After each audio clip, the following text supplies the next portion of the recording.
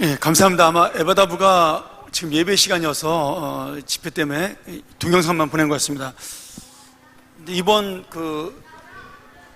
여름 수련회 하느라 수고했는데 이번 도미노 게임이 이번 수련회 무슨 뭐 특징인가요? 이렇게 안 하는 부서 없이 다 도미노 게임을 너무 애쓰셨고요. 제가 각 부서마다 제가 전부 방문했는데 너무나 수고 많고 잘하셔서 우리 교회의 감사함은요, 교사가 많다는 겁니다. 어떤 교회든지 그 교사가 다 모자라서 고민을 정말 많이 하거든요. 예.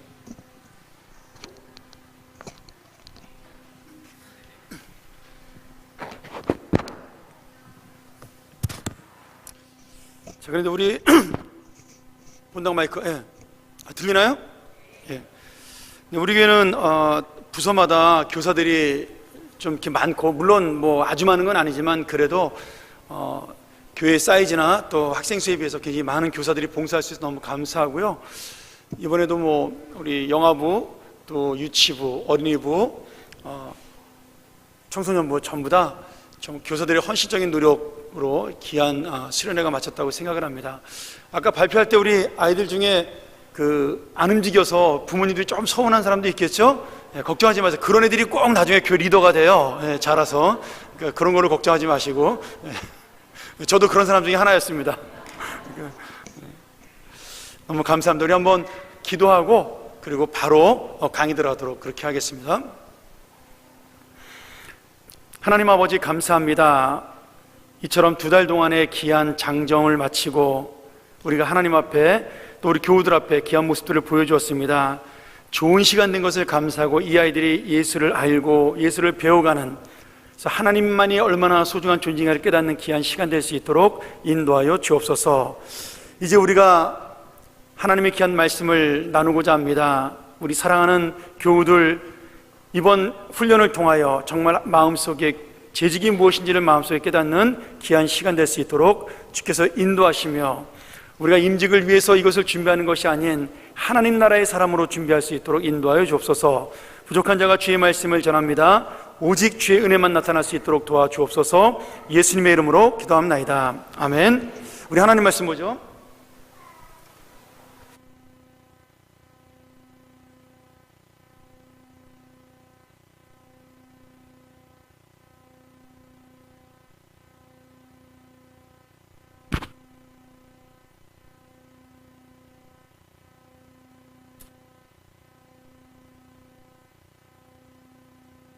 우리 15절부터 21절이고요.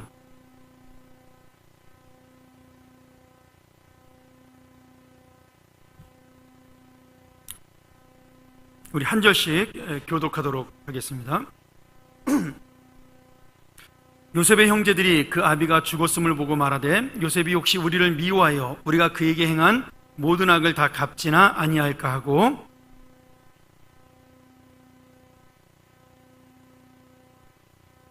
너희는 이같이 요셉에게 이르라. 내 형들이 내게 악을 행하였을지라도 이제 바라건대 그 허물과 죄를 용서하라 하셨다 하라 하셨나니, 당신의 아버지 하나님의 종들의 죄를 이제 용서하소서 하며 요셉이 그 말을 들을 때 울었더라.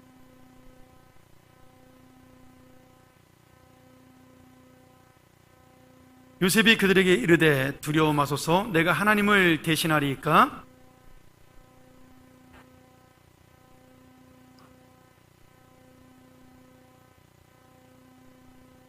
같이 읽죠. 당신들은 두려워 마소서. 내가 당신들과 당신들의 자녀를 기르리이다 하고 그들을 간곡한 말로 위로하였더라. 아멘. 여러분 다 강의 받으셨나요? 예, 우리 화면에 파워포인트 띄워주시고요. 자, 오늘 제가 한 5분 정도만 재직에 대한 설명을 좀 하고, 그리고 우리 교회 어떤 자세로 우리가 재직을 해야 될 것인가 설명한 다음에, 그리고 이 성경 말씀에 나온 내용을 가지고, 오늘 요셉을 가지고 하나님 앞에 감정이냐 믿음이냐라는 제목으로 우리가 어떤 은혜를 가지고 설명하나에 대해서 나누도록 하겠습니다. 재직이라는 명칭은 우리 장로교회에 있어서 교회 직원이라고도 그렇게 부릅니다. 교회 직원은 꼭 사례비를 받는 사람만 말하는 게 아닙니다. 교회 직원은 정확하게 말한다면 목사, 장로, 집사, 권사, 전도사, 서리집사, 여기까지를 교회 직원이라고 이야기를 하는 겁니다. 그리고 이걸 다른 말로 말해서 재직이라고 우리가 총칭을 하는 거죠. 우리 교회 헌법 정치 21장 2조에 있는 정이고요. 그래서 우리가 그 재직을 뽑을 때 항존직이라는 재직이 있습니다. 그 다음에 임시직이라는 재직이 있어요. 항존직은 뭐냐면 한 번 받으면 죽을 때까지 그 직분이 유지가 되는 겁니다. 그리고 임시직은 1년에 한 번씩 계속해서 임명을 받는 거죠. 이 재직의 종류에서 목사가, 여기 목사는 담임 목사를 이야기하는 겁니다. 담임 목사가 교회의 항존직입니다. 그리고 일반 부목사님들도 목사의 직분 자체로는 항존직이죠. 평생 동안 가는 거니까요. 그러나 교회에서의 재직의 항존직은 담임 목사만 해당이 되는 겁니다. 그리고 장로, 우리 시무장로님, 일반 장로님들이 아니고 우리가 투표해서 뽑은 시무장로님이 항존직입니다. 70대가 돼서 은퇴해도 장로님은 그냥 은퇴장로 또는 원로장로로서 항존직이 되는 거죠. 그 다음에 집사가 있습니다. 우리는 보통 집사 그러면 서리집사를 말하지만 원래 집사는 안수집사를 집사라고 이야기를 하는 겁니다. 안수집사가 역시 항존직입니다. 여러분, 세계에서 서리집사를 뽑는 나라는 우리나라밖에 없습니다. 무슨 말이냐면 어떤 외국에 있는 교회든지 모든 집사는 다 안수집사만 있어요. 근데 우리 한국은 이게 좀 유교적 사상이 한국에 들어오면서 잘못된 거죠. 사실은 원래 집사를 안수집사 외에 다른 집사를 주면 안 되는데 교인들이 아무리 교회를 오래 다녀도 안수집사 되는 게 쉬운 건 아니거든요. 그러니까 나이가 많으신 분들이 집사가 안 되니까 서운하기 시작을 한 거예요. 근데 교회에서 미국은 그냥 유럽이나 미국은 이름 부르잖아요. 그렇죠? 친하면 이름 부르고 아니면은 그냥 미스터 이렇게 부르거든요. 근데 이 교회라는 게 애매하지 않습니까? 예를 들어서 제가 우리 구명준 집사님 여기 계시지만 구명준 성도님 이러면은 처음에 교회 왔을 때는 그게 이해가 되는데 나이가 50대고 60대가 이제 교회를 20년 다녔는데 여전히 구명준 성도님 좀 기분 나쁘단 말이죠. 내가 나만 왜 성도지? 새파랗게 어린 저 친구는 집사인데 이렇게 생각을 하기 때문에 교회에서 고민을 하다가 사실은 원래 안수집사만이 집사지만 그러지 말고 교회 일꾼이 부족하니까 특별히 또 여자들은 안수집사가 못 되니까 여자 남자가 집사가 돼서 교회 일을 할 수 있도록 우리가 직분을 만들자. 그래서 한국에서만 특별히 서리집사라는 직분을 만든 겁니다. 그래서 1년에 한 번씩 임명을 하는 거죠. 또 한국에만 있는 직분이 하나가 있어요. 그게 뭐냐면 시무권사라는 제도입니다. 어떤 나라든지 권사라는 제도는 없습니다. 원래 여자는 교회에서 직분을 맡을 수가 없게 돼 있었어요. 초대교회에서는. 그런데 이것이 한국에 넘어오면서 우리 한국에서는 여자분들이 교회 중심이었잖아요, 처음에. 그러면서 이 여자분들을 어떻게 세울까를 고민하다가 권사라는 직분을 맡는 것입니다. 그래서 시무권사님은 평생 동안 권사님을 하는 거지만 우리가 선출해서 뽑기 때문에 그러나 법적으로는 항존직이 아니라 임시직이라고 그렇게 부르는 거죠. 그리고 이제 우리 장로교 쪽에서는 이제 교회 정치를 할 때, 정치 그러니까 여러분 이상하게 생각하시면 안 됩니다. 교회를 다스리고 교회를 운영해 나가는 방법에 대해서 그것을 정치라고 부르는 겁니다. 우리 장로교의 정치는 뭐냐면 장로 정치라는 거예요.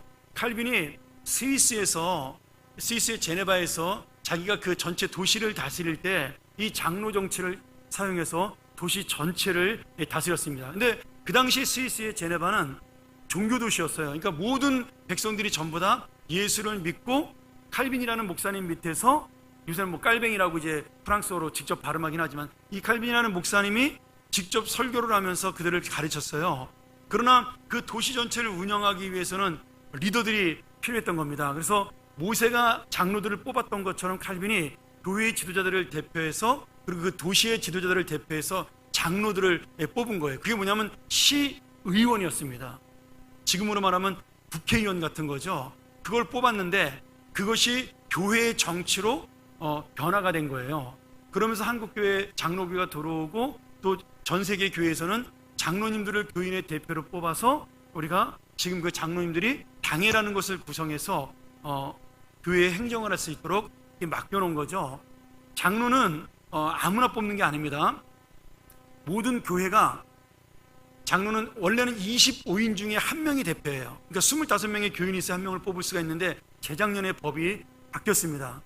왜 바뀌었냐면 시골에 있는 교회들은 25명이 안 되는 교회가 너무 많은 거예요. 그러면 장로님이 안 계시면 우리는 그 교회를 미조직 교회라고 부릅니다. 그래서 장로님이 없으면 목사님 혼자 교회를 결정하면 독재가 되기 때문에 그렇게 목사님이 당회장이 될 수가 없어요. 회의 운영을 할 수가 없고 교회 일을 목사님 혼자 결정하지 못하게 돼 있습니다. 우리 장로교 법에. 왜냐하면 목사님이 마음대로 할 수 있잖아요. 그러니까 민주적으로 하기 위해서 당회, 다시 말하면 장로님이 없는 교회는 노회에서 임시 당회장, 그러니까 조직교회인 교회 장로와 목사님이 계신 교회 담임 목사님이 임시로 와서 임시 당회장을 맡는 겁니다. 우리 교도 담임 목사님이 없을 때 임시 당회장이 파송됐었죠. 그때는 담임 목사님이 안 계셨기 때문에 임시 당회장이 파송된 것이고요. 장로님들이 한 분도 안 계셔도 그 교회는 임시 당회장이 파송이 됩니다. 그래서 임시 당회장이 원래는 성례, 다시 말하면 학습이나 세례, 성찬을 집전하게 되어 있어요. 그렇지만 편의상 같은 목사이기 때문에 장로님이 계시지 않더라도 지금 있는 시무 목사님이, 이제 그것을 시무 목사라고 그러는데 장로는 없지만 그 교회에서 목회하는 목사님은 시무 목사라고 부릅니다. 그 목사님이 할 수 있도록 편의를 봐준 것이지 원래 법적으로는 그분이 그 교회 당회장이 될 수가 없는 겁니다. 할 수 없이 그래서 재작년에 총회에서 어떤 법이 생겨났냐면 지역교회, 시골교회를 위해서 25명이 아니라 15명 중에 한 명이 장로가 될 수 있도록 이 법을 바꿨습니다. 근데 우리 교회는 시골교회가 아니잖아요. 저희 교회는 지금 청년들 세례교회까지 다 합치면 약 600명 좀 넘습니다. 그렇기 때문에 제가 원하는 것은 우리 교회 같은 경우는 50명 중에 한 명 정도 장로님 하시는 것이 맞습니다. 25명은 너무 적고요. 50명 중에 한 명 정도가 장로하는 것이 가장 적당하다고 저는 생각이 돼서 지금 사실 장로님들 숫자를 거기에 맞춰서 제가 당회에서 의논을 해서 이번에도 장로님들 5분을 우리가 선정을 하는 거죠. 그러면 15명이 되니까 넘잖아요. 그거 아닙니다. 1년 사이에 우리가 은퇴하실 분들이 있고 또 유고시를 대비해서 한두 명 정도 여유를 두고 뽑는 거죠. 그것이 장로교의 정체예요. 그런데 여러분 참고로 하실 게 우리가 그렇게 했더니 이게 장로라는 직분이 점점 높아지면서 존경받는 그런 직분이 돼버렸어요. 교회를 많이 하시니까. 그러니까 장로를 뽑지 않던 다른 교단들, 예를 들어서 순복음교회라든지 침례교회라든지 아니면 성결교회라든지 감리교회라든지 이런 교회는 원래 장로 제도라는 것이 없었습니다. 우리 교회는 이름 자체가 장로교잖아요. 그러니까 장로교라는 이름 자체가 장로님들이 교회 정치라는 건데 다른 교회는 성결교 뭐 이런 데는 장로님들이 하는 게 아니거든요. 교회 운영위원회에서 하는 건데 이 장로라는 직분이 좋아 보이니까 그 장로라는 직분을 배우기 시작을 했습니다. 그래서 장로님을 뽑지 않아도 되는데 다른 교단에서도 장로님을 뽑기 시작을 했어요. 우리나라에만 있는 특이한 현상입니다. 다른 나라에는 그런 일이 없습니다. 그러니까 예를 들어 감리교 같은 경우는 장로님을 그래서 뽑아서 어떻게 하냐면 그 장로님들은 교회의 행정을 맡는 것이 아니라 행정을 맡을 수도 있고 명예직으로 끝날 수도 있습니다. 교회 기획위원회라는 것이 따로 있어서 그분들이 교회를 결정을 해. 이 진짜 리더죠. 교회 중요한 일을 결정하는. 그러나 이 기획위원회에 장로님들이 들어갈 수도 있고 들어가지 못할 수도 있어요. 그러나 연세 많으신 존경받는 분들이 장로로 뽑는 것은 하고 있는 거죠. 이게 감리교의 대표적인 장로 제도예요. 그러니까 우리처럼 장로님들이 어떤 권한을 갖고 있는 건 아니죠. 또 침례교에서 한 5년 됐나요? 침례교에서 장로를 뽑는 제도가 생겨났습니다. 이것도 우리나라에만 있는 일이죠. 그래서 미국 침례교회에서 미국 침례교회를 목회하는 한인 목사님들이 어떻게 침례교회에서 장로를 뽑냐, 말도 안 된다. 한국 침례교랑 우리가 관계를 끊자, 이렇게까지 심각하게 침례교 총회에서 한번 이야기가 나온 적이 있습니다. 왜냐하면 침례교는 회중정치라 그래요. 우리는 장로정치고요. 회중정치란 뭐냐면 모든 교인들이 회의를 해서 결정을 하는 거예요. 저희는 당회가 있고 재직회가 있고 그 다음에 공동회가 있죠. 근데 침례교회는 그런 것이 없습니다. 무조건 신도총회라 그러거나 교인총회라고 부르는 총회 하나만 있습니다. 거기에서 모든 일을 결정하고요. 중요한 일들이 아닌 일들은 대부분 교회 운영위원회라는 운영위원들이 교회 대표를 뽑혀서 그분들이 결정을 합니다. 그러니까 사실 장로가 필요 없는 건데 왜 생겼냐? 아니 밖에 나갔더니 나는 예수를 40년 믿었는데 맨날 안수 집사야. 근데 저 사람은 나보다 예수 오래 안 믿었는데 20년밖에 안 됐는데 장로님이야. 뭔가 좀 이렇게 높아 보이잖아요. 이제 그 느낌이 들어서 침례교회에서 건의를 한 겁니다. 우리도 장로를 명예직으로 세우자. 그래서 침례교회에서도 한 4년 전에 5년 됐나요? 장로라는 제도를 세우기 시작을 했습니다. 근데 이게 뭐냐면 제가 왜 이 얘기를 드리냐면 우리가 장로가 되든 안수집사가 되든 권사가 되든 중요한 거는 하나님의 직분은 섬기려고 만든 것이지 그 직분을 가지고 명예를 만들려고 하는 것이 아니라는 거예요. 그럼 이것을 놓치고 우리가 뭐 이런 훈련을 받고 특별을 해서 뭐 장로님 권사님들을 선출하고 이러면은 아무 의미가 없는 겁니다. 재직의 본질이 뭔지, 내가 왜 권사가 돼야 되고 장로가 돼야 되고 집사가 돼야 되는지를 알고 또 거기에 선출이 되신 분들은 야 이건 내가 정말 부담해가지고 뼈를 깎는 하나님 앞에 헌신과 노력을 통해서 이 직분을 감당해야 되겠구나, 이런 마음을 갖지 않으면 우리가 투표하는 의미가 없다라는 거예요. 그러니까 계신 분들은 어떤 고민을 해야 되죠? 뭐 축하도 받지만 그때부터 내가 정말 이 직분을 감당할 수 있을까? 나같이 연약한 사람이 아니면 나같이 부족한 사람이 정말 그렇게 헌신할 수 있을까에 대한 고민을 끊임없이 같이 해야 이 직분이 바로 갈 수가 있는 겁니다. 그리고 장로님들도 마찬가지죠. 당이라는 것은 교회 의결 기관이긴 하지만 교회 전체를 마음대로 하는 기관이 아닙니다. 그러니까 당에서 결정이 돼도 재직회에서 그것이 옳지 않으면 바꿀 수 있고 재직회에서 옳지 않으면 공동회에서 바꿀 수가 있는 게 우리 장로교의 정치예요.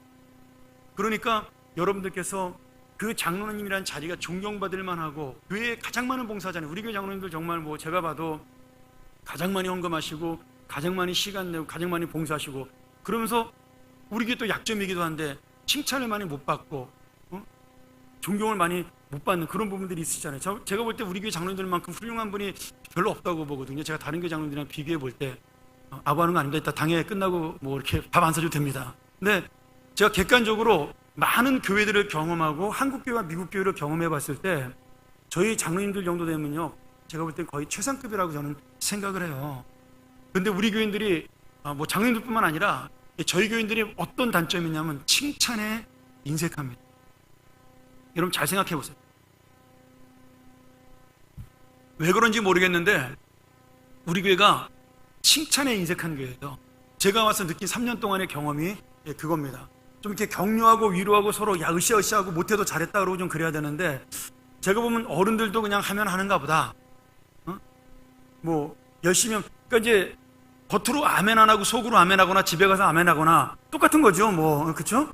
칭찬도 집에 가서는 우리 목사님 좋아, 우리 전사님 좋아, 우리 집사님 좋아, 장로님 좋아, 마음속은 다 가지고 있고 그리고 또 얘기할 땐 그런 얘기들 하는데 막상 그 본인들이 어떤 공적인 자리에서는 그런 칭찬들이 잘 나오지 않는다라는 거예요. 근데 그것이 굉장히 중요합니다.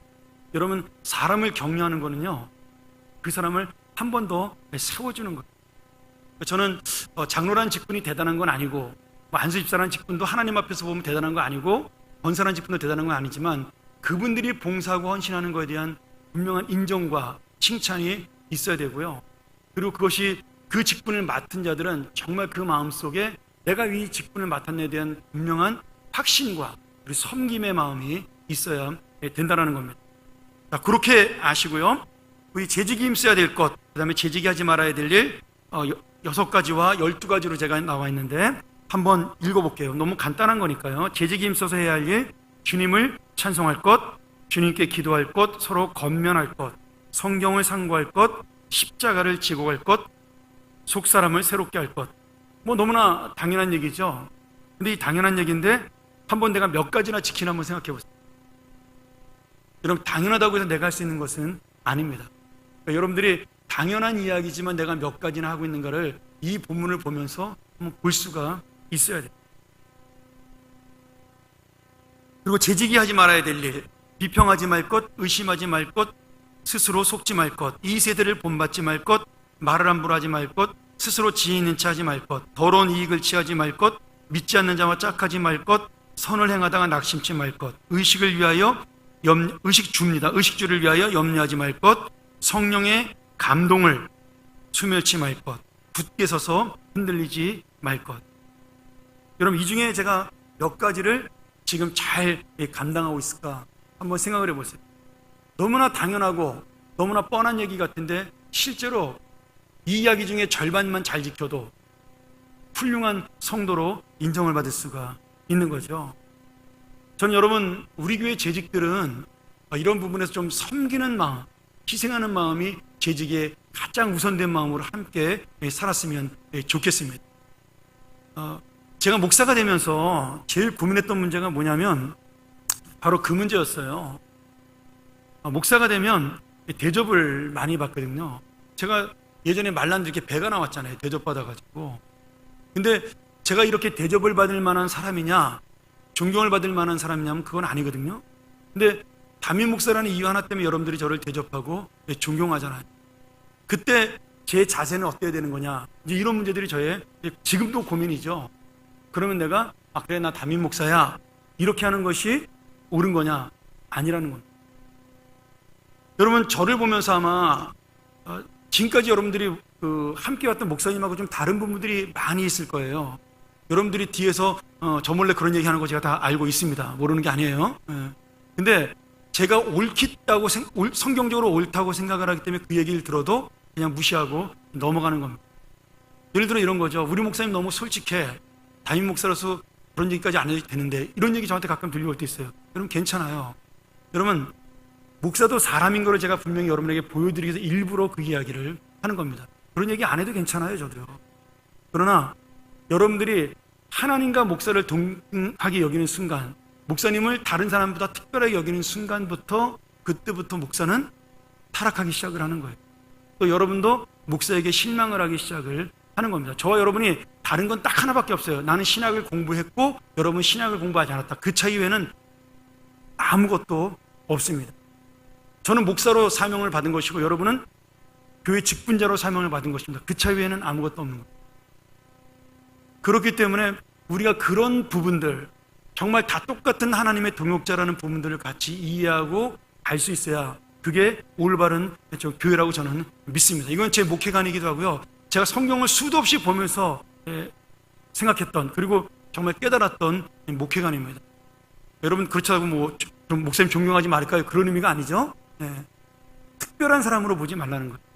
그냥 성경을 잘하는 교회 리더로 봐달라는 거죠. 그리고 여러분을 조금 더 사랑하고 돌보는 그러한 영적인, 뭐 부모나 영적인 선생님 정도로 봐달라는 겁니다. 저는 신도 아니고, 그리고 저는 여러분보다 훨씬 뛰어난 믿음을 가진 사람도 아닙니다. 감정도 여러분보다 훨씬 더 급할 수도 있고요. 그리고 목사님들 중에 화 잘 내는 사람 얼마나 많아요. 더 일반 교인들보다 더 화 잘 내는 사람이 많습니다, 목사님들이. 근데 뭐 마치 그분이 인격자인 것처럼 그렇게 한다고 해서 가려지는 게 아니거든요. 그러니까 평범하게 보시면 되는 거예요. 저도 여러분들을 평범하게 봅니다. 좀 더 섬김이 있고 성격적으로, 그거는 뭐 믿음의 차이는 아닌 것 같아요. 타고난 기질의 차이죠. 좀 순하신 분, 좀 더 조용한 분, 급한 분, 이런 차이인 거지, 그게 더 훌륭하다, 덜 훌륭하다, 뭐 이런 차이는 아니라는 겁니다. 자, 이제 우리 두 번째 본문으로 들어가도록 하죠. 자, 오늘 제가 요셉에 대한 이야기를 통해서 제가 창세기 강의를 하고 있으니까 이 이야기를 한 번 더, 뭐 내년쯤에 가서 이 설교 한 번 더 할 수 있겠죠? 그래도 오늘 한번 볼 수 있도록 하겠습니다. 자, 우리의 인생에는 하나님의 섭리와 사명이 있다라는 거예요. 제가 4시 35분까지 하도록 하겠습니다. 오늘 나오는 요셉의 이야기는 굉장히 잘하는 얘기죠. 요셉은 야곱의 12아들 중에서 가장 사랑받은 아들이었어요. 근데 아버지가 너무나 특별히 사랑했기 때문에 다른 형들이 요셉을 질투해서 결국 그를 죽이려다가 차마 죽이지는 않고 그를 이집트로 노예로 팔아버리게 됩니다. 자, 요셉은 노예로 팔려간 이집트의 그 장군의 집에서, 보디발 장군의 집에서 잘했어요. 그래서 인정을 받고 그 집안의 집사가 되었는데, 매니저먼트를 하는 그런 매니저가 되었는데, 또 그 보디발 장군 아내인 여자에게 유혹을 받고 그 유혹을 뿌리치다가 또 누명을 쓰고 감옥에 갇히게 되죠. 그런 어려운 우여곡절을 겪은 끝에 요셉의 마음속에 뭐가 생겼을까요? 여러분, 어려운 일을 자꾸 만나. 내가 하나도 잘못한 게 없는데 저놈이 나를 괴롭혀서 내가 나쁜 일을 만나고 저놈이 나를 괴롭혀서 내가 감옥에 가고, 그럼 어떤 마음이 생길까요? 그냥 평범하게 대답해 보세요. 아니, 저 사람이 나 이유 없이 괴롭히는데 그 사람이 내가 어떤 마음을 가지고 보게 되죠? 미워하는 마음으로 보게 됩니다. 여러분, 미워하는 마음이 커지면 그게 뭐가 되면 분노가 되고요. 이 분노가 커지면 그것이 그 사람을 향한 저주로 나가게 됩니다. 요셉도 그런 지금 지경에까지 이른 거죠. 그렇게 감옥에서 요셉이 고생을 하고 노예로 고생을 하다가 결국 하나님의 은혜로 꿈의 몽을 잘하고 또 배운 어떤 리더십과 정치력으로 그 애굽의 이집트의 국무총리가 되는 영광을 누리게 됩니다. 문제는 이렇게 국무총리가 된 다음에 형들을 만나게 되죠. 자기를 팔아먹었던 형들, 처음에 자기를 죽이려 했던 형들을 만나게 됩니다. 근데 형들은 몰랐지만 요셉이 여러 가지 시험을 통해서 형들이 변했나 안 변나를 확인한 다음에 그 형들이 예전에 자기를 미워하던 형들이 아니고 이제 많이 성숙하고, 그리고 이제 자기에 대해서, 나를 팔아먹은 것에 대해서 많이 후회하고 있는 모습을 보고 요셉의 마음속에 분노와 원망과 형들에 대한 미움이 많이 사라지게 되죠. 그러면서 아버지와 형을 이집트로 불러와서 온 식구가 70명이 이민을 오게 됩니다. 오늘 본문의 내용은 뭐냐면, 이 이집트에 왔는데 야곱이 147세가 되어서 죽음을 맞이하게 돼요. 근데 야곱이 거기에 살 때는 몰랐는데 야곱이 130살에 애굽으로 이민을 오게 됩니다. 17년 동안 이제 잘 살게 된 거죠, 고센 땅에서. 근데 갑자기 이제 아버지가 죽게 되었어요. 아버지가 죽는 것은 문제가 되지 않았는데, 죽고 난 다음에 형들끼리 모여서 고민이 생겨나기 시작을 했습니다. 어떤 고민이냐면, 야, 우리가 예전에 요셉을 죽이려고 그러고 노예로 팔았는데 지금까지는 아버지가 살아계셨으니까 우리를 봐주고 아버지 때문에 용서한 것 같은데, 아버지가 돌아가셨는데 우리한테 복수하면 어떡하지? 요셉의 말 한마디면 전부 다 죽어버릴 수밖에 없는 지금 그런 처지잖아요. 요셉은 무소불위, 이걸 만인지상이라 그러나요? 왕 밑에 딱 유일한, 왕을 제외하고는 요셉의 권위에 도전할 수 있는 무소불위의 권위를 가진 그런 직분자가 됐으니까, 총리가 됐으니까, 이 요셉의 말 한마디면 이제 자기들 목숨이 전부 다 떨어지게 생겼으니까 형들이 고민하다가 요셉을 찾아가게 됩니다. 그리고 요셉 앞에 가서 엎드려서, 우리가 읽은 본문이 그 내용이에요. 우리가 당신의 종이니까 살려달라고, 용서해달라고 비는 장면이 나옵니다. 그때 요셉이 그들을 일으켜 세우면서 뭐라 그래요?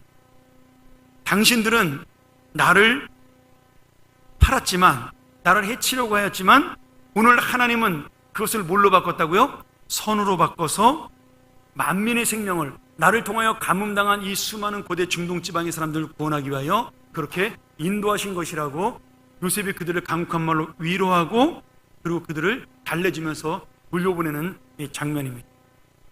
자, 여기까지가 지금 오늘 내용의 대략적인 개요고요. 우리 1번 한번 볼까요? 자, 요셉의 인생과 개인적인 비전이 나옵니다. 꿈꾸는 자에서 꿈을 이루는 인생으로. 우리 요셉이 다 아는 얘기니까, 다 오래 다닌 분들이니까. 여러분, 요셉이 처음에 꿈을 꿨을 때 두 가지의 꿈을 꿨죠. 무슨 꿈을 꿨죠? 첫 번째는요, 형들의 11볕단이 자기에게 절하는 꿈을 꿨어요. 두 번째 꿈은 뭐예요? 이번에는 해와 달과 11별이 자기에게 절하는 꿈을 꿨습니다. 그 꿈을 꾸고 아버지에게 얘기했을 때 아버지는 기뻤죠. 왜? 자기가 사랑하는 요셉이 가장 높은 자가 될 거라는 꿈이었으니까. 그래서 형들에게 자랑하지 말라고 아버지가 얘기하는데, 요셉이 어리잖아요. 지금 10대에 철없는 소년이었어요. 그러니까 그것을 형들에게 가서 전부 다 이야기를 해버립니다. 형들이 그 얘기를 듣고 기분 되게 나쁜 거죠. 야, 임마, 그럼 우리가 네 밑에 다 들어간단 말이냐? 우리가 막내 밑에서 다 부하가 되는 거야? 종이 되는 거야? 이러면서 형들이 요셉을 막 야단치고, 미운 놈, 더 미운 짓 한다고, 요셉이 아버지의 사랑을 독차지한 것 때문에 질투를 받고 있는데 거기다 미움까지 더 받게 되는 거죠. 아마 형들이 요셉을 팔아먹은 가장 큰 이유 중에 하나도 바로 여기에 있었던 것 같아요. 그런데 여러분, 여기에 중요한 게 있습니다. 지금 요셉은 처음에 꾸었던 꿈이 어떤 꿈이라고 생각을 했어요? 내 개인이 높아지고 성공하는 꿈이라고 생각을 했습니다. 이것이 하나님의 뜻을 이루는 비전이라는 사실을 몰랐어요. 이게 중요합니다. 처음부터 내가 하나님의 일을 이루겠다 이렇게 꿈꾸면서 살아가는 사람이 이렇게 많지 않습니다. 여러분, 괜찮아요. 내가 예를 들어서 뭐 판사가 되겠다, 아니면 의사가 되겠다, 아니면 뭐 사업가가 되겠다, 뭐 회사에 높은 사람 되겠다, 뭐 장로가 되겠다, 권사가 되겠다, 집사가 됐다. 괜찮아요. 그냥 내가 명예심으로 돼도 괜찮아요. 죄송합니다. 뭐 그런 분 없겠지만 내가 한번 남들 앞에 자랑하고 싶어서라도 되고 싶다. 이것도 처음에 괜찮습니다. 그런데 그렇게 된 사람이 나중에 하나님의 은혜로 요셉처럼 변해가야 한다라는 거예요. 요셉조차도 처음에는 자기가 받은 직분이, 자기가 받은 그 꿈이 자기의 성공을 위한, 자기의 야망과 꿈을 이루는 그러한 비전이었지 하나님의 꿈과는 상관이 없었습니다. 여러분, 우리가 누구든지 요셉처럼 그렇게 생각을 할 수가 있는 거예요. 내가 꿈꾸는 것들, 내가 오르고자 하는 것들, 내가 이루고자 하는 것들이 지금 내가 원하는 것이기 때문에 내가 소원하는 것들을 달성하기 위해서 이룰 수 있다는 겁니다. 부모님들도 마찬가지예요. 자녀들에게 네가 하나님의 훌륭한 사람이 되기 위해서 뭐 좋은 대학을 가라, 뭐 높은 사람이 되어라, 그렇게 처음부터 요구하는 부모 거의 없습니다. 그냥 이 세상에서 대접받으려면 네가 공부 좀 잘해야 되고 좋은 직장 들어가야 되고, 뭐 대부분 그런 거 아니겠어요? 여러분, 괜찮아요. 거기까지는 괜찮은데, 자, 이제 두 번째가 중요합니다. 요셉의 고난과 개인적인 형통입니다. 요셉은 그 자기의 개인적인 꿈, 다시 말하면 그 자기의 성공과 비전이 내가 꿈꾸는 것이 하나님의 것인 줄을 모르고 그 꿈을 꿨지만, 하나님께서는 요셉에게 고난과 연단과, 다시 말하면 요셉을 교육시키는 과정에서 그가 그 꿈을 이루는 것이 단순히 요셉 개인의 성공을 위한 것이 아니라 다른 사람을 향한 복의 통로가 되는 인생이 되는 것이라는 것을 하나씩 알려주기 시작을 하는 거예요. 여러분, 공부 잘하려면 어떻게 해야 되죠? 공부 안 해보셨어요? 공부 잘하려면 어떻게 해야 돼요? 열심히 공부하면 됩니다. 공부 잘하려면 열심히 공부하면 돼요. 여러분, 열심히 공부하는 게 쉬운가요? 어려운가요? 네, 어려워요. 그래서 청소년부 아이들은 다 자기가 고난당한다고 생각을 하고 있습니다.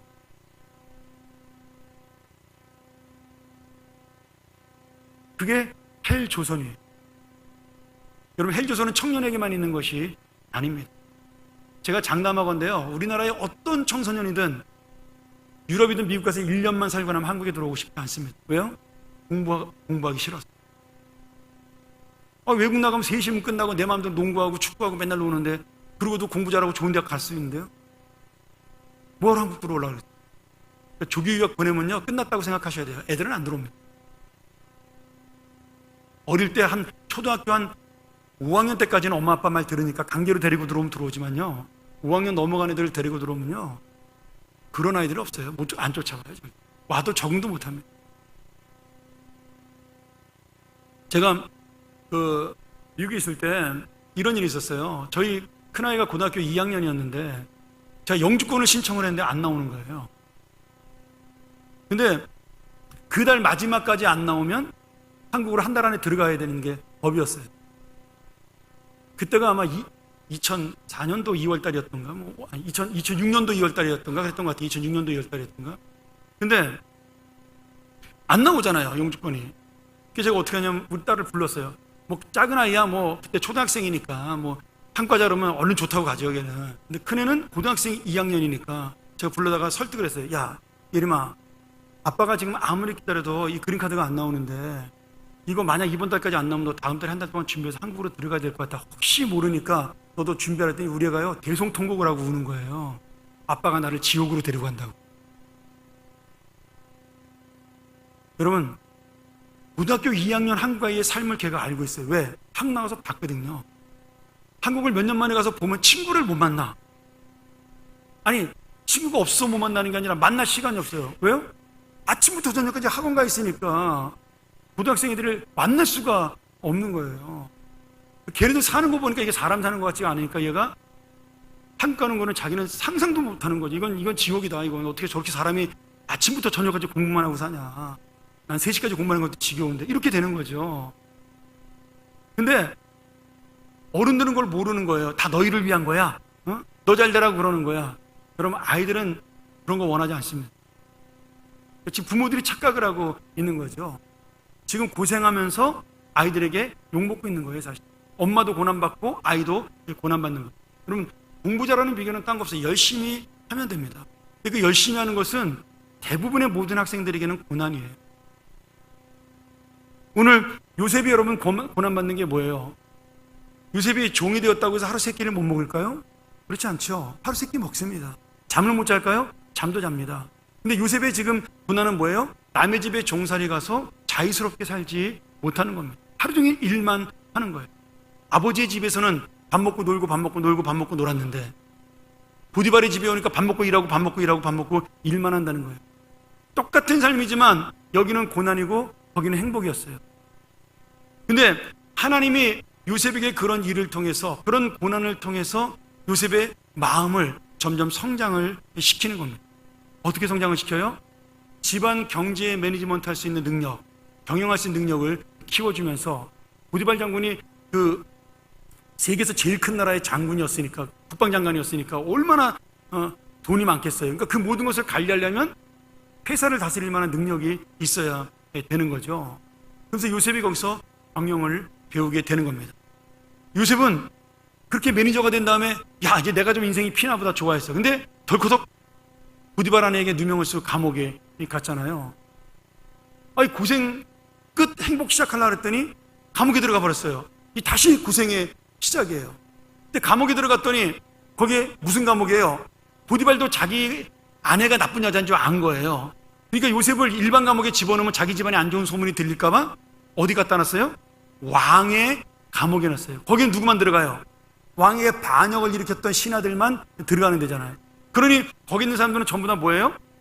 정말 장관급쯤 되는 왕의 대단한 사람들만 거기에 들어가 있는 거죠. 근데 요셉이 20대 젊은 나이로 그 감옥에 들어가니까 그 간수장이 거기 있는 신하들이 언제 다시 복직돼서 장관이 될지, 언제 다시 높은 사람 될지 모르니까 그 사람들을 함부로 하지 못하는 겁니다. 그래서 그 사람들에게 심부름을 시켜주지 못하는데 마침 요셉이 들어오니까 요셉에게 모든 잔심부름을 시키기 시작을 한 거예요. 나중에 요셉이 빠릿빠릿하고 눈치 빨라가지고 일을 잘하니까 어떻게 했어요? 모든 감옥의 열쇠를 다 맡겨버렸어요. 야, 네 맘대로 해라. 근데 그걸로 끝나는 게 아니라 요셉이 그 감옥을 관리하다 보니까 거기 있는 사람들이 심심하니까 뭘 하겠어요? 요셉을 불러다가 이야기를 시킬 거 아니야. 야, 너 어디서 온 놈이냐? 뭐 이러면서 내가 왕년에 뭐 했는데 뭐 이렇게 이야기하다 보니까 요셉이 애가 똑똑해, 지혜로워, 그리고 성품도 좋아. 그러니까 어떻게 돼요? 거기 있는 사람들이 요셉하고 친해지면서 자기가 갖고 있는 애굽에 대한 지식들을 하나씩 전달해 주기 시작을 한 겁니다. 요셉이 감옥에 몇 년 있었는지 성경에 나오지 않지만 보통 사람들이 추정하기에 한 5년에서 7년 정도 됐다고 본단 말이죠. 그러니까 지금 요셉은 애굽의 가장 좋은 대학을 공짜로 5년, 7년 동안 다닌 겁니다. 근데 지금 그 공부하고 싶어 공부하는 거예요? 억지로 하는 거예요? 억지로 하는 거예요. 그래서 고난인 겁니다. 그런데 그 억지로 한 공부가 나중에 가만히 보니까 뭐예요? 애굽의 정치와 경제와 문화를 알게 된 거예요. 그래서 요셉은 자기가 그 꿈을 해몽을 하고 그 살찐 양과 마른 양의 그 꿈을 해몽을 해서 국무총리가 된 다음에 깨달은 거죠. 자기가 살아왔던 그 종살이와 노예생활, 그 다음에 감옥에 있었던 죄수의 생활들이 뭐예요? 하나님께서 자기를 국무총리로 만들기 위한 일종의 교육이었다라는 것을 깨닫게 되는 겁니다. 그래서 어떤 생각이 들어요? 애굽의 총리가 됐어요. 여러분, 꿈해몽 잘했다고 총리 시킬까요? 바로왕이 바본가요? 아니에요. 우리 교회에서 여러분 그 은사 받아가지고 예언의 은사 받으면 제가 바로 부목사 시킵니까? 그거랑 은사랑은 상관없는 거죠. 최소한 행정적인 능력, 그 다음에 사람을 돌보는 것, 리더십 이런 것들이 있어야 교회에서 사역을 할 수 있는 거잖아요. 그러니까 요셉도 왕이 그냥 막 총리로 시킨 것이 아니라 요셉하고 이야기를 쭉 해봤더니 얘가 그 7년의 풍년과 7년의 흉년을 이길 수 있는 그런 지혜와 해결점들을, 방안들을 제시를 하는 거예요. 임금께서 지혜로운 사람을 뽑아서 이 풍년을 대비하고 흉년을 대비해야 됩니다. 그러면서 풍년하는 곡식들을 잘 저축을 하고 세금을 많이 걷어서 백성들이 원망하더라도 그 세금을 많이 걷어서 이 쌀을 모아놨다가 나중에 흉년이 들었을 때 이 쌀을 싼 값에 아니면 똑같은 값에 그것을 풀어놓아 줘야 됩니다. 이런 식으로 대안을 제시한 거죠. 가만히 생각을 해보니까 이 바로왕이 만약에 이 꿈 얘기가 맞는다라면 이 14년간의 세월, 흉년과 풍년이 오는 이 14년 동안의 세월을 과연 누가 이 넓은 세상을 제대로 다스릴 수 있을까 생각을 하다가 요셉밖에 없다는 결론을 내리고 그 20대 젊은 나이의 요셉에게 총리라는 직분을 맡긴 겁니다. 여러분 혹시 최인호 씨, 제가 최인호 씨를 굉장히 좋아하는데, 소설가 돌아가셨죠? 그 최인호 씨가 쓴 그 상도라는 책이 있습니다.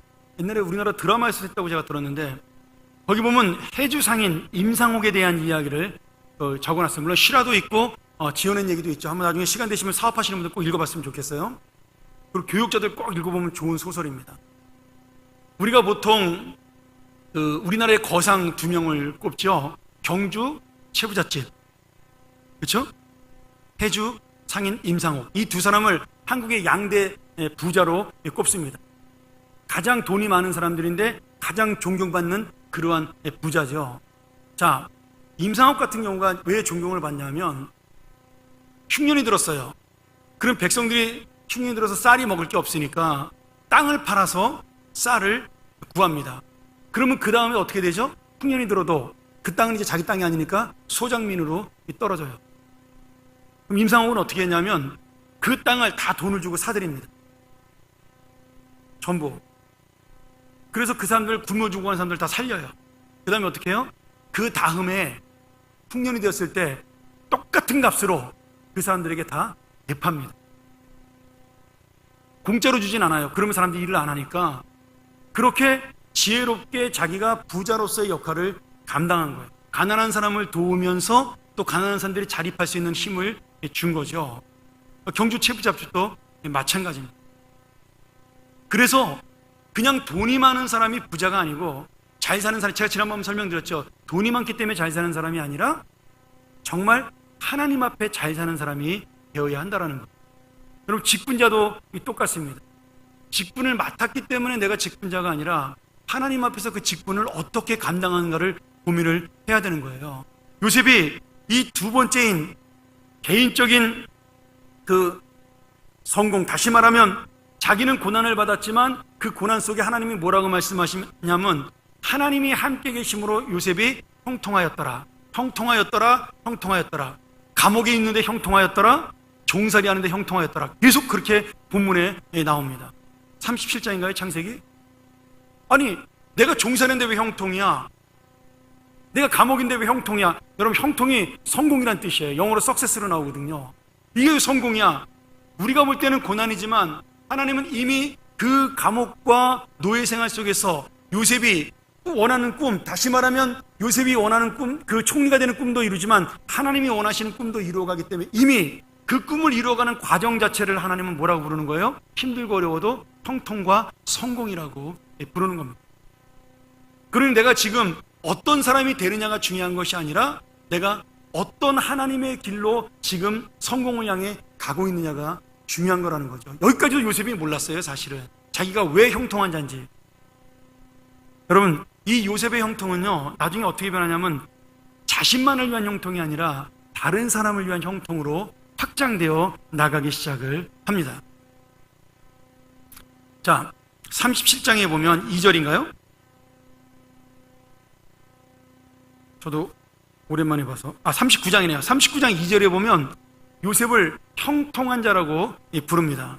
그 다음에 3절에 보면 범사에 형통한 자로 나와요. 여러분, 그냥 형통한 자와 범사에 형통한 자의 차이가 뭔지 아세요? 그냥 형통한 사람은 자기만 성공한 사람입니다. 자기만 형통한 사람이에요. 근데 범사에 형통한 사람은 그 사람의 성공을 통해서 다른 사람까지 형통하게 되고 성공하는 사람을 이야기하는 겁니다. 요셉이 형통한 사람이 되었더니 지금 누가 복을 받죠? 39장에 보디발 장군의 집에서 지금 노예 생활하는데 그 노예인 요셉의 형통하고 성공을 했더니 그 형통의 복이 누구에게로 가요? 보디발에게로 가는 겁니다. 그럼 이게 범사의 형통이에요. 그럼 이게 직분이라는 겁니다. 하나님이 우리에게 주는 직분은요, 단순히 나 하나로 끝나는 직분이 아니라 내가 받은 이 직분을 인해서 다른 사람에게 그 섬김과 헌신이 들어가서 그 사람을 세워주는 역할을 하는 것이 직분입니다. 그것이 장로고 목사고 권사고 집사예요. 그냥 나 혼자 집사야 열심히 하자, 나 혼자 권사야 열심히 하자, 여러분 그런 것이 아닙니다. 반드시 그 은사 속에는, 그 직분 속에는 다른 사람을 형통케 하는 역할이 담당이 돼야 되는 거죠. 요셉은 자신도 모르는 사이에 보디발의 집을 형통하게 만들어주는 사람이 되었습니다. 그리고 그때까지도 요셉이 몰랐죠. 근데 우리는 보통 뭘 보냐면 겉으로 형통한 것만 보는 거예요. 그 사람이 형통한 것만 보는 겁니다. 이게 문제예요. 진짜 형통은 무슨 형통이냐면 범사의 형통이거든요. 나로 인하여 다른 사람도 형통해지는 것. 근데 우리는 뭐만 보냐면 내가 잘 되는 것만 보는 거예요. 아니면 그 한 사람만 잘 되는 것을 보는 겁니다. 그러니까 우리나라의 잘못된 정치가, 잘못된 검사, 잘못된 기자, 잘못된 사업가들이 나타나는 겁니다. 여러분 진짜 형통은 뭐죠? 그 사람 하나가 대통령이 됐다, 그 사람 하나가 사장이 됐다, 그 사람 하나가 의사가 됐다, 그 사람 하나가 검사가 됐다, 판사가 됐다, 아니면 그 사람 하나가 어떤 높은 공무원이 됐다. 여러분 여기까지는 개인의 형통으로 끝나는 겁니다.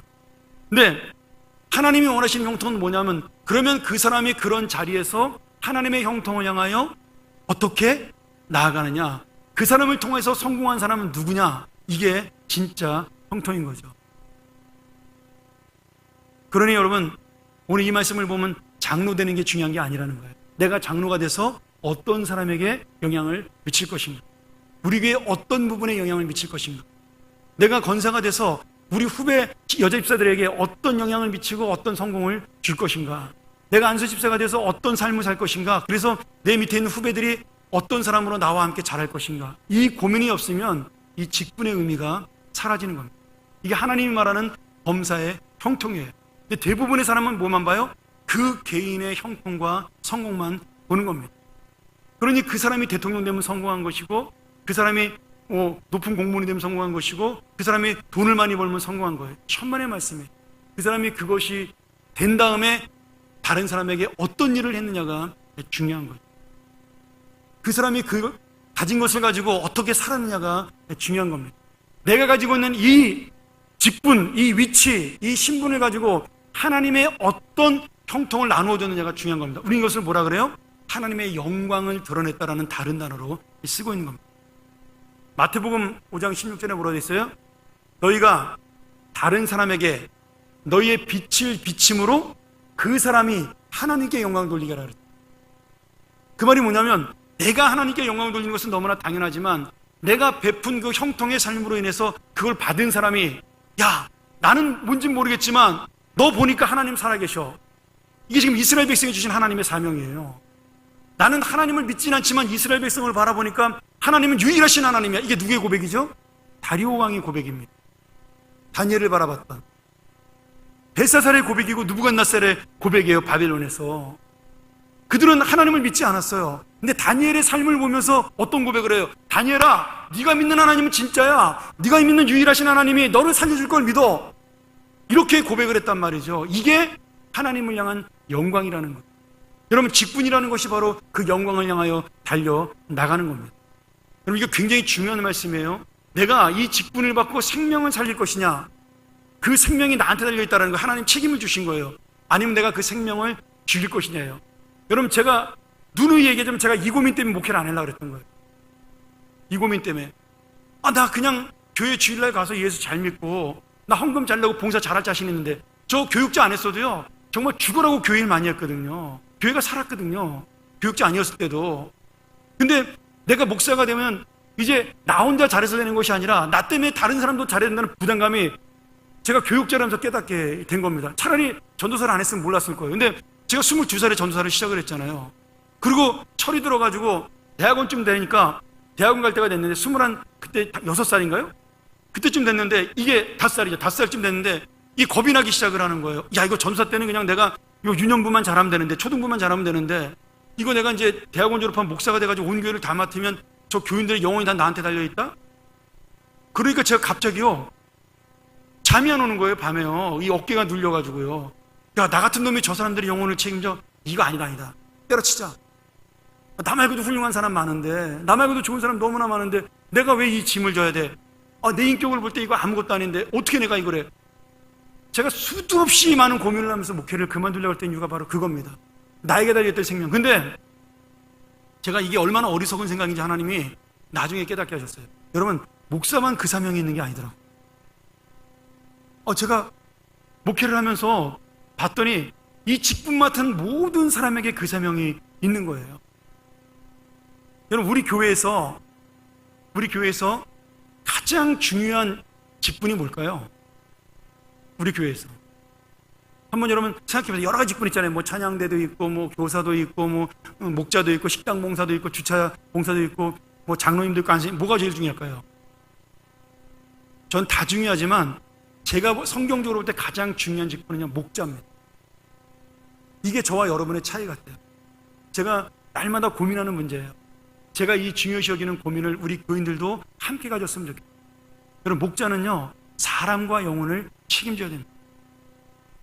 물론 교사도 그렇죠. 교사도 똑같지만 그래도 교사는 조금 덜합니다. 가르치는 데 많은 핵심이 있잖아요. 물론 교사도 목자의 역할을 감당해야 됩니다. 근데 목자는 정말 나 때문에 한 영혼이 교회에 나오고 안 나오고가 결정될 수가 있어요. 제가 지금도 하나님 앞에 두려운 게 있는데, 전도의 기회가 있는데 전도하지 못한 사람들이 저한테 몇 명 있습니다. 저한테. 그리고 신학교 가야 될 우리 후배가 저 때문에 신학을 했는데 중간에 그만둔 친구가 있어요. 근데 저한테 그게 굉장히 큰, 지금도 고민될 때가 있습니다. 나 때문에 억지로 신학교 와가지고 제가 잘못된 거 아닌가요? 사실은 잘못됐어요. 나중에 신학을 그만두고 나쁜 길로 갔습니다. 만약에 신학을 안 했더라면 얘는 좀 더 정상적인 신앙생활을 하지 않았을까라는 고민이 저한테 있는 거예요. 그리고 내가 전도하지 못한 사람들, 내가 그때 조금만 시간 내서 귀찮아하지 않았더라면, 내가 조금만 더 빨리 다가갔더라면. 제가 부목사 때 우리 옆집에 할아버지가 암이 걸리셨어요. 근데 예수 안 믿었어요. 우리랑 사이는 좋았지만, 근데 그 할아버지를 전도하고 싶은 마음이 계속 있는데 이 할아버지가 좀 완고했어요. 제가 두려웠던 거예요, 젊은 사람이. 제가 그분에게 전도를 못했습니다. 결국은 돌아가실 때까지. 한 번 만나서 얘기는 했죠. 예수 믿고 교회 다니자고. 근데 그게 전부였어요. 근데 그분이 그러고 돌아가셨어요. 근데 저한테 지금도 그게 상처로 남아 있습니다. 내가 왜 그때 적극적으로 그분에게 찾아가지 않았을까? 그분이 그래도 나 싫어하진 않았는데. 여러분, 이게 우리의 사명인 거예요. 이게 우리의 영적 부담이라는 겁니다. 저는 그래서 우리 교회 여러 가지의 사명이 다 중요하지만 특별히 목자 되신 분들이 이런 부분에 대한 깊은 고민과 사명감을 가지고 있어야 돼요. 저는 장로님들이나 안수집사님들이나 권사님들은 그래도 힘들고 어려워도 이 목자의 직분을, 진짜 목장의 목자는 못하더라도 내가 이 목자의 역할을 감당해야 된다는 그런 마음을 가지고 있어야 된다고 믿습니다. 여러분, 행정도 중요하고 교회를 결정하는 것도 중요하지만 한 영혼이 나도 모르는 사이에 떨어져 나가는 것, 이게 얼마나 속상한지 몰라요. 여러분들은 잘 생각하지 못했지만 누가 한 명이 교회 떠나면요, 저 때문에 떠났던 아니면은 뭐 다른 일 때문에 떠났던, 제가 몇 날 며칠 잠 못 잡니다.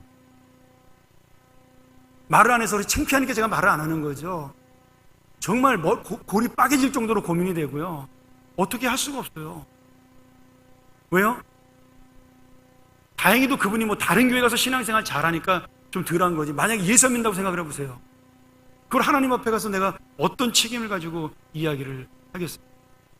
여러분, 그것이 바로 우리 계시는 하나님의 사명이라는 거예요. 요셉은 그거를 잘 몰랐어요, 사실. 그러다가 언제 알게 되냐면 3번에 가서 요셉이 형들을 알면서 형들을 다시 만나면서 깨닫게 되는 거예요. 하나님이 나를 애굽으로 보낸 것은 형들이 잘못해서 나를 그렇게 보낸 것이지만, 그러나 이거는 형들의 문제만이 아니라 하나님이 나를 성장시키고 이 땅의 수많은 사람들을 구원하기 위해서 나한테 이렇게 하신 거구나. 그래서 요셉은 믿음으로 자기의 인생을 하나님께서 인도하셨다라고 고백을 오늘 본문에서 하는 거죠. 여러분, 잠언 29장 18절에 묵시가 없으면 백성이 방자히 행한다라고 말씀합니다. 꿈이 없으면 망한다, 뭐 이렇게 의역하는 사람들인데 그 말 아닙니다. 이거 사실은 틀린 말이고요. 묵시가 없으면 백성이 교만하게 행한다. 이 방자하다는 말이 하나님 무시한다는 말이거든요. 여러분, 묵시가 뭐냐면 하나님이 하신 말씀이, 결국 내 마음속에 하나님의 말씀, 하나님의 뜻을 모르면요, 나는 내 뜻대로 그냥 살아가는 거예요. 요셉이 총리가 돼가지고 이 하나님의 뜻을 몰랐으면 어떻게 돼요? 잘 먹고 잘 살고 높아지고 자기 혼자 존경받고 끝나는 겁니다. 형들에게 복수하고 얼마나 멋있고 시원해요.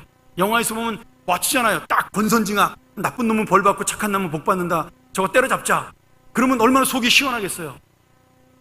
여러분, 하나님의 의미는 그런 게 아니라는 겁니다. 하나님의 말씀 속에는 네가 지금 총리로 여기까지 온 이유가 너의 형들을 살리고, 지금 요셉이 총리가 되므로 형들도 살아나게 됐어요. 그 흉년에서. 그리고 형들의 영혼도 살아나게 됐어요. 요셉의 용서로 말미암아. 형들은 죽을 줄 알았는데 요셉이 용서해 줌으로 말미암아 살아나게 됐어요. 그러니 얼마나 하나님께 감사하고 겸손하고 그리고 헌신적인 성도가 되었겠어요. 그리고 요셉이 총리가 되므로 수많은 중동에 있는 그 수천만의 사람들이 굶어 죽지 아니하고 살아나게 된 겁니다. 그러니까 지금 4번에 들어가서 요셉의 믿음은 결국 어떻게 돼요? 하나님의 섭리를 깨닫는 사람으로 바뀌게 되었다라는, 성장했다라는 겁니다. 지금 믿음을 통해서 자신의 과거와 현재와 그리고 미래를 볼 수 있기 때문에 하나님의 섭리와 뜻을 깨닫고, 아, 나 그때는 몰랐는데 하나님이 나를 그래서 감옥에 보냈구나. 아, 그때는 내가 힘들었는데 지금 돌이켜보니까 하나님이 그래서 나를 종살이 시켰구나. 그때는 죽으라고 공부하는 게 힘들었는데 내가 머리통 맞아가면서 그 내무 대신에게 정치를 배웠는데 이거 내가 뭐하러 감옥에서 배워야 되나 고민했는데 알고 봤더니 하나님이 나에게 이 일을 통해서 나를 이 자리에 세우기 위한 하나님의 학교였구나. 광야의 학교였구나. 고난의 학교였구나. 그것을 깨닫게 된 겁니다. 그러니 넓게 보는 요셉의 마음이 생기니까 어떻게 됐어요? 개인의 감정을 넘어서 믿음으로 세상을 바라볼 수가 있게 된 겁니다. 내가 장로가 됐어. 야, 참 기분 좋다. 내가 권사가 됐어. 신난다. 내가 집사가 됐어. 그래. 그래도 내가 열심히 했으니까 인정받았네. 여러분, 여기까지는 개인의 감정. 이거 죄 아닙니다. 좋은 감정이에요. 그런데 거기서 끝나면은 철없는 직분자가 되는 겁니다.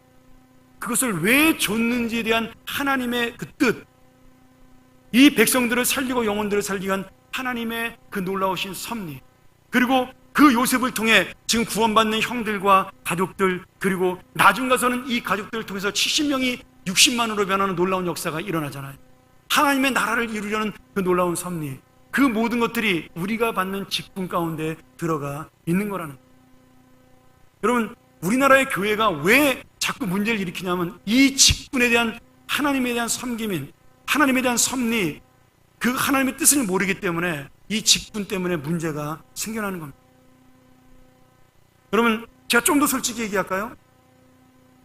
잘 집사님 때 섬기다가도 장로님이 되면 내가 우리 목사님 독주하는 거 막아야 돼, 이런 의무감이 생기는 분들이 꽤 있어요. 뭐 우리 교회 장로님들은 그런 분이 없습니다, 감사하게도.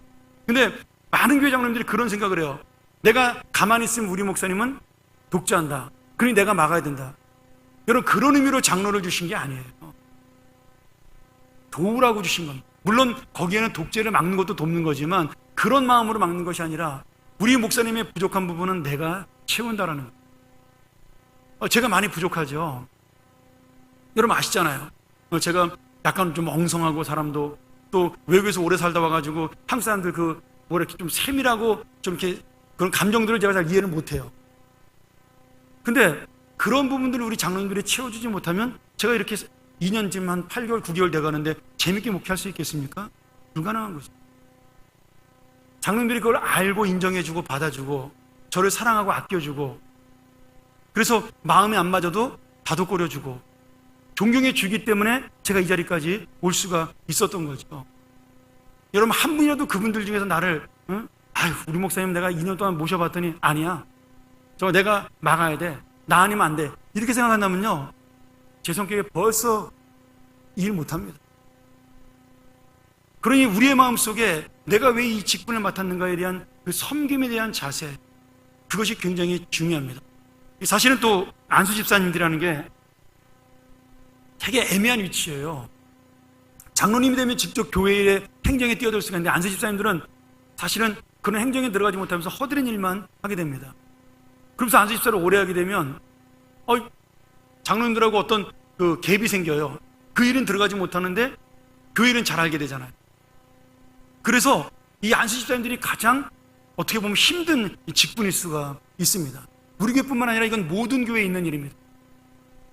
안수 집사가 되면요, 장로도 아니고 일반 집사도 아니고 좀 애매한 역할을 감당하게 돼요. 우리 교회는 다 부장님들을 하시고 열심히 일하니까 잘 못 느끼는지 모르지만 다른 교회는 이것 때문에 문제가 많습니다. 그래서 안수 집사 회를 만들어 가지고 막 장로님들하고 싸우기도 하고, 자기들이 우리도 권한이 있으니까 우리한테 어떤 권위를 달라고 막 이렇게 요청하기도 하고, 그런 일들이 비일비재하게 벌어지는 게 안수 집사의 역할이에요. 그런데 여러분, 안수 집사는 그 역할을 하라고 만든 것이 아닙니다. 안수 집사의 역할은 뭐예요? 성경에 말 그대로 집사예요. 구석구석을 돌보는 겁니다. 남이 안 하는 거 돌보는 거예요. 자, 이 얘기만 하고 마치도록 하죠. 하나님의 섭리를 깨달은 요셉은요, 자기가 총리라는 직분을 가지고 자기의 영광을 드러내는 데 사용하지 않았습니다. 자기의 권위를 드러내는 데 사용하지 않았어요. 그것으로 다른 사람의 생명을 살리는 데 사용했습니다. 보이지 않는 구석구석까지 요셉은 그 나라 전체에다 손길이 미쳤어요. 요셉이 죽었을 때, 요셉이 아니라 요셉의 아버지 야곱이 죽었을 때, 여러분, 온 나라 백성들이 울었다 그래 나와 있어요. 야곱이 뭔데요? 여러분, 애굽 사람들에게, 이집트 사람들에게 야곱이 뭐예요? 쥐뿔도 아니잖아요. 아무것도 아닌 거예요. 정말 할아버지잖아요. 그냥 그에게 영광이 하나 있다면 누구냐면 요셉의 아버지라는 거예요. 그래서 야곱이 죽은 다음에 마치 왕이 죽은 것처럼 장례를 치러주고요, 온 백성이 슬퍼해줬어요. 누구의 슬픔을 같이 만나준 거예요? 요셉의 슬픔을 같이 만나준 거예요. 왜요? 요셉이 자기들의 슬픔을 알고 있기 때문입니다. 요셉이 그렇게 존경을 받았기 때문에 요셉의 아버지가 존경을 받은 거예요. 여러분, 그 하나만 보더라도 요셉이 얼마나 구석구석 세밀세밀하게 나라를 다스렸는지 알 수가 있는 거죠. 여러분, 이것이 안수 집사의 직분입니다. 남이 안 가는데 가는 것, 남이 안 하는 거 하는 겁니다. 남이 싫어하는 대로 가는 겁니다. 우리 교회가, 제가 요새 고민하는 문제가 뭐냐면, 우리 교회가 1, 2, 3부로 예배를 나눠드리잖아요. 근데 모든 교사들이 다 일부에 옵니다. 한 120명 정도가 일부 예배에 오니까 나머지 한 350분 정도가 2부에 오지 않습니까? 근데 2부에 오시는 분들은 1부에 있는 분들을 잘 모릅니다. 전혀 모르진 않지만 잘 몰라요. 1부에 있는 분들은 2부에 있는 분들은 몰라요. 왜? 끝나자마자 바로 교육관으로 올라가서 아이들하고 씨름하니까 모르잖아요. 그러면 제가 볼 때 아까도 이야기했지만 가장 고생하는 사람들이 누구냐? 영적으로 고생하는 사람들은 목자예요. 육체적으로도 고생하죠. 밥하느라고. 두 번째로 고생한다 그러면 저는 교사와 식당에서 일하는 분들, 주차장에서 일하는 분들이라고. 근데 그분들은 구석에 있고 안 보는 데 있고 예배를 먼저 드리기 때문에 2부에 나오는 분들이 잘 모릅니다. 투표는 누가 하죠?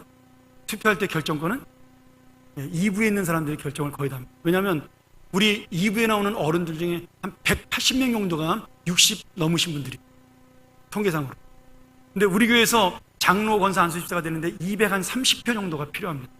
그러니까 사실은 그분들이 찍으면 된다고 봐야죠. 그 나머지 분들은 이제 젊은 분들이죠. 근데 제가 권사님들한테 물어보거나 나이 드신 분들에게 물어보면 교사 이름도 몰라요. 실제로 그래요. 여러분 모르잖아요. 누가 무슨 교사 하는지, 저 사람이 교사야? 우리 교회 나와? 그러잖아요. 그러니까 제가 요새 투표에 대한 고민을 하면서 야, 이거 굉장히 불합리할 수 있겠다. 예배가 세 개로 나눠지면서 교인들끼리 몰라서 정말 후미진 데서 일하는 사람들은 모를 수 있겠다 생각이 드는 거예요. 식당에서 저 안쪽에서 매일 설거지하는 우리 남자 집사님들이 계시잖아요. 뭐 그분들 뽑으라는 얘기 아닙니다. 또 오해하지 마세요. 항상 이렇게 이상하게 오해하는 분들이 있는데, 여러분 그분들은 얼굴 한 번도 안 보입니다. 그렇죠? 그냥 유니폼 입고 맨날 거기서 바닥에서 청소하고 그릇 닦고 그러잖아요. 근데 그분들 이름도 잘 몰라요. 저는 알죠.